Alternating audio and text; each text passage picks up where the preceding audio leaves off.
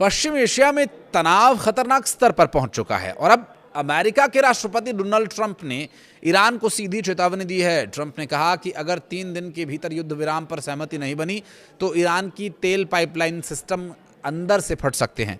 Fox news से बातचीत में ट्रंप ने साफ कहा कि अमेरिकी नाकेबंदी के चलते ईरान के पास तेल निर्यात के विकल्प खत्म हो रहे हैं। उन्होंने कहा कि अगर आप तेल को जहाज़ों या कंटेनर्स में नहीं भेज पाए जो अभी उनके साथ हो रहा है तो पाइपलाइन अंदर से फट जाएंगी। मशीनरी और ज़मीन का दबाव दोनों कारणों से ट्रंप का ये बयान ऐसे समय में आया जब ईरान पर समुद्री और आर्थिक दबाव लगातार बढ़ रहा है। उन्होंने ये भी साफ कर दिया कि व्हाइट हाउस डिनर में हुई फायरिंग जैसी घटनाएं भी उनके रुख को बदल नहीं सकेंगी।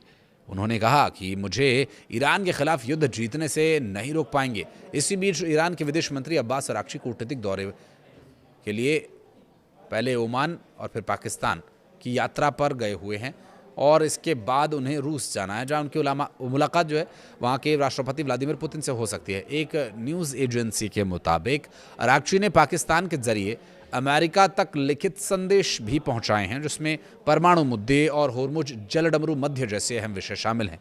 रूस पहुंचे ईरान के विदेश मंत्री अब्बास अराक्ची ईरान के विदेश मंत्री के कूटनीतिक दौरे में वो एक्टिव हैं और वे ओमान की यात्रा के बाद इस्लामाबाद और फिर वहाँ से रूस गए।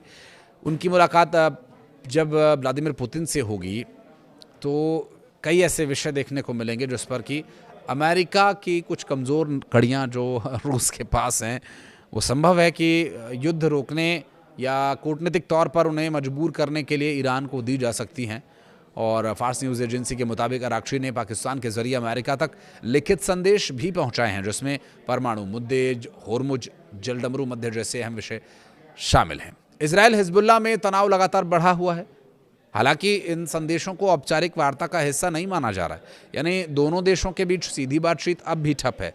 दूसरी तरफ क्षेत्र में तनाव और बढ़ गया है। इजराइल और हिजबुल्लाह के बीच आरोप प्रत्यारोप तेज हो चले हैं और इजरायली प्रधानमंत्री बेंजामिन नेतन्याहू ने हिजबुल्लाह पर संघर्ष विराम तोड़ने का आरोप लगाया, जबकि हिजबुल्लाह ने इन आरोपों को खारिज करते हुए कहा कि वे जवाबी कार्रवाई कर रहा है। इस बीच ईरान ने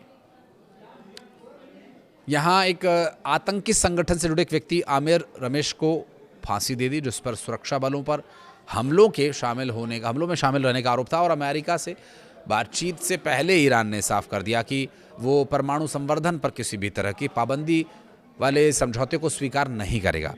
और एक न्यूज़ मीडिया के मुताबिक तेहरान अब बातचीत को सीमित रखते हुए सिर्फ युद्ध करने की शर्तें, स्ट्रेट ऑफ होर्मुज युद्ध से हुए नुकसान की भरपाई, प्रतिबंधों में राहत और नौसैनिक नाकेबंदी हटाने जैसे मुद्दों पर चर्चा करेगा। रिपोर्ट्स के मुताबिक इस्लामाबाद में होने वाली अगली वार्ता परमाणु कार्यक्रम को शामिल नहीं किया जाएगा और इस पर बाद में अलग से बातचीत हो सकती है।